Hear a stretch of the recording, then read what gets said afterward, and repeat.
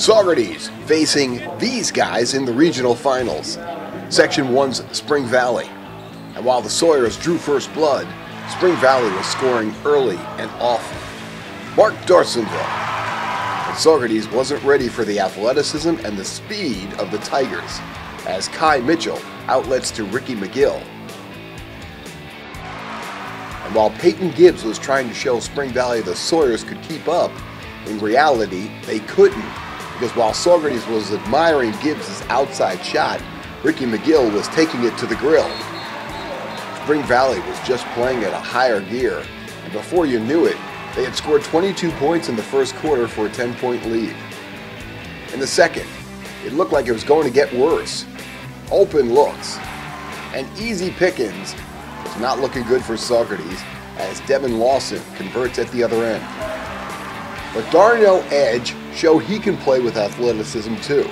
And once he slipped into that higher gear, the rest of the team followed. Curtis Jorgensen hits the long ranger. And Gibbs floats one in. Saugerties cut the Spring Valley lead to 5. It was 30-25 at halftime. In the second half, Edge ramped things up to an even higher gear. It was a 2-point game in the third. And it appeared that Spring Valley lost its intimidation factor. The Sawyers just kept chipping away. This basket was significant because it was the basket that brought Darnell Edge to his career milestone of scoring 1,000 points. But McGill was still hot from the outside and helps the Tigers keep the distance. Still, when Omar Mazarigo comes off the bench and does this, you know something's a-brewing. Sean Jansen was playing one of his best games at the right time, and fasten your seatbelts, folks. This one is about to get wild. Spring Valley reloaded and built a little bit of a cushion with 2 quick baskets. But Edge and Gibbs were going to give it right back to them with 5 quick points. And when Jorgensen hits this 3-pointer, Saugerties was right back in it. 57-53 with 1:38 remaining. A lot can happen in a minute 38, and it did. If you were a Saugerties fan, it was the worst time for Jamar Joseph to get a 4-point play. But watch the determination of Darnell Edge. It was a 4-point game with less than 46 seconds left in the game. Gibbs comes down and launches this off-balance 3, and it's a 2-point game with 34 seconds left. Saugerties had their fans dancing in the stands. But if they thought that was good, then watch this. Gibbs gets pressured. He fumbles it off to Mazarigo, who gives it back to Gibbs, almost stolen, and not only an amazing 3, but a foul goes with it. And with a chance to tie the game up, we know Gibbs is solid from the line. He nails it. We're tied at 62 with 14.9 seconds left. Timeout called. Mike Tiano foreshadows and tells his team. Everybody behind 2 is going to shoot. 2 is going to shoot, right? You got to, he's the one, he's going to like to shoot from that wing. So you got to get there. Stand up. I don't want you going out here. Mike Tiano called it, saying Ricky McGill is going to shoot. So here's what happens. There's number 2, McGill. Passes off to Dorsonville so he can get into the spot that Tiano said he would shoot from. Here it comes. McGill shoots it, drills it, and that's how it ends, with Spring Valley narrowly escaping a tough-fought battle where both teams left it out on the court. Spring Valley wins it 65-62 and ends Saugerties' amazing run to the States. It shows how hard we worked all season.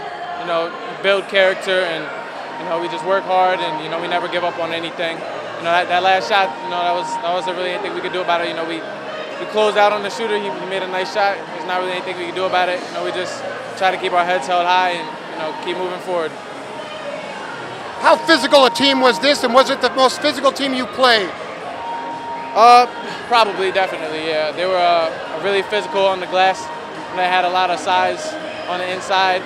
They got a lot of easy baskets and second chance points.